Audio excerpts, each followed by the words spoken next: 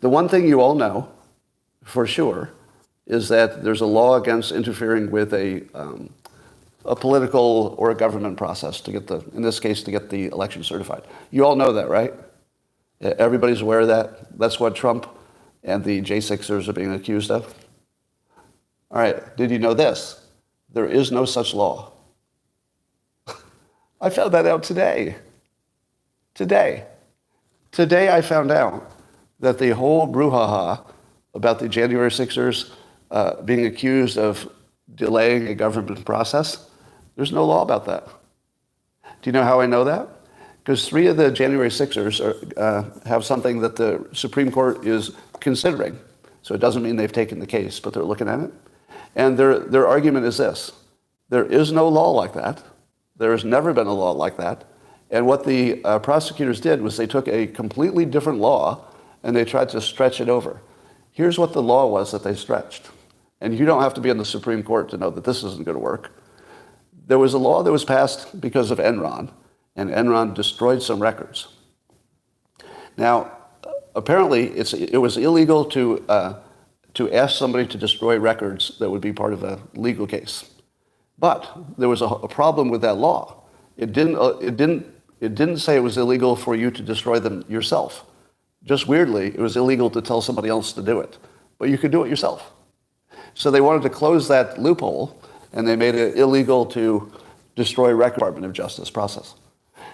And they took that law about destroying records yourself for a criminal case about a corporation, and they stretched that to the January 6 people can't delay for one day the certification of the electoral people. Now, do you need to be a Supreme Court justice to know that if the Supreme Court takes that case, they're going to say, pretty obviously, this law was not intended to cover this situation? There's actually no law that Trump or the January 6ers have violated. And there never was. Just hold that in your head. Not only the fact that the insane amount of injustice, and obviously these are political prosecutions, but the fact this is worse, or maybe not worse, but why didn't I know this until today? Why did it take a Supreme Court action, they haven't taken the case, but they're considering it, why did it take that to raise this point to my attention?